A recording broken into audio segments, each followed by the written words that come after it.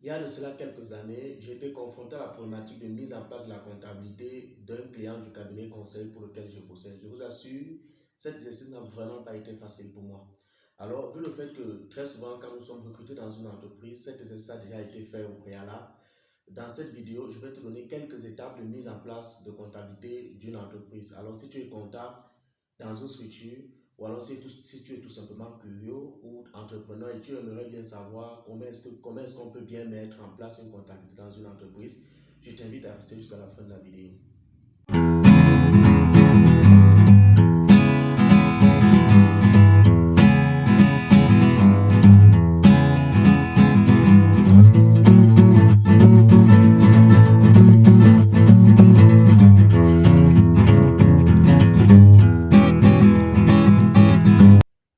Salut, bienvenue sur DT Consulting en Finance. Moi, c'est William Takoukam. Ici, je te parle de performance et de professionnalisme dans les métiers de gestion. Parce que je suis convaincu que c'est grâce à cela que nous pourrons faire une carrière professionnelle et même entrepreneuriale d'exception. Alors, si toi aussi tu es un passionné des questions de management comme moi, si tu veux aussi faire partie de cette belle aventure, je t'invite à faire deux choses. La première, abonne-toi à la chaîne, mais surtout active la cloche de notification car tu seras ainsi au courant de toutes nos vidéos très intéressantes, de tous nos interviews qui vont davantage booster ton mindset et ta manière de penser par rapport au métier de gestion. Je disais tantôt que la mise en place de la comptabilité dans une entreprise est un exercice très tracassant pour les comptables. Nous savons tous que beaucoup de comptables n'ont pas cette chance-là de participer à la mise en place de la comptabilité pour les entreprises dont ils exercent. Alors je dirais que pour la mise en place de la comptabilité d'une entreprise, vous devez commencer par faire un état des lieux de l'entreprise. Il s'agit ici de faire un état des lieux sur le plan juridique, fiscal et administratif. Donc, vous devez vérifier, est-ce que l'entreprise possède déjà un registre de commerce? Est-ce que l'entreprise a déjà un numéro identifiant unique? Est-ce que l'entreprise est déjà rapprochée de l'administration fiscale territorialement compétente? Si l'entreprise appartient à un secteur d'activité réglementé, est-ce que l'entreprise a déjà les documents administratifs y afférents? Je prends un exemple. Si nous sommes dans une entreprise d'importation, est-ce que l'entreprise est immatriculée au fichier des importateurs du pays en réalité?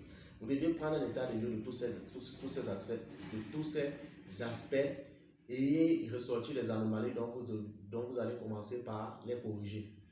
En deuxième lieu, vous devez faire le choix et le paramétrage du logiciel à utiliser. Et ce choix se fait sur la base du secteur de l'activité et de la nature de l'installation. On n'en dirait jamais assez, une entreprise immobilière ou une entreprise commerciale non forcément par le même logiciel comptable. Vous devez aller donc sur la base du secteur d'activité de l'entreprise pour pouvoir faire le choix de votre logiciel à utiliser.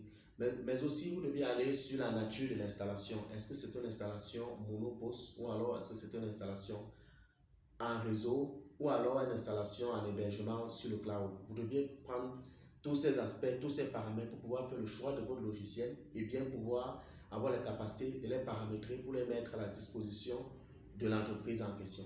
Il est important de mentionner ici que le paramétrage doit prendre en compte les éléments spécifiques à l'entreprise, mais aussi la structure de l'entreprise en question. Il s'agit ici de l'adoption du plan de compte, du paramétrage des journaux auxiliaires, des taux de taxes, du journal tiers et bien d'autres. En troisième lieu, vous devez procéder à l'organisation du service comptable. En réalité, il s'agit ici de l'organisation sur le plan de la structure de l'entreprise, mais aussi sur le plan des tâches à effectuer, notamment la réception, l'analyse et le classement des pièces, les déclarations et bien d'autres. Lorsqu'on parle de l'organisation sur le plan de la forme, ici on met l'accent beaucoup plus sur la nature de l'entreprise. Est-ce une grande entreprise? Est-ce qu'une PME? Il va falloir que vous réfléchissiez sur cette organisation-là et sur la segmentation des différentes tâches et la segmentation des différentes tâches y afférentes. L'objectif ici réside dans la maîtrise des processus tout en gagnant en efficacité et en fiabilité. En quatrième point, vous devez penser aux procédures de traitement des opérations comptables. Il faut dire que les procédures comptables portent sur le traitement de l'information comptable et régissent l'organisation d'une entreprise en matière d'enregistrement comptable et de contrôle des états financiers. Nous comprenons donc par là qu'il s'agit d'établissement d'un manuel de procédure comptable, retraçant le traitement des opérations comptables possibles de l'entreprise. En cinquième lieu, vous devez procéder à un inventaire. En réalité, il s'agit de l'inventaire de tous les actifs et passifs de l'entreprise en lancement, c'est-à-dire les immobilisations, les dettes, le stock et bien d'autres. Bien évidemment, ceci sur la base des éléments factuels. Cet exercice permet d'établir une liste d'éléments devant figurer sur le tout premier bilan de l'entreprise. Et en dernier lieu, vous devez faire un bilan d'ouverture. Il s'agit ici de la passation des écritures du premier bilan de l'entreprise après inventaire. Même si beaucoup de personnes y introduisent d'abord le bilan de lancement, le bilan d'ouverture est inévitable. Il est même souhaitable de le faire avant toute écriture dans le logiciel comptable. Tout en vous rappelant que le bilan d'ouverture spécifiquement fera partie de l'une de nos vidéos. Nous tenons à vous mentionner que c'est un exercice très important pour le fichier comptable de l'entreprise. Voilà ainsi dit pour toi quelques étapes nécessaires pour la mise en place de la comptabilité d'une entreprise.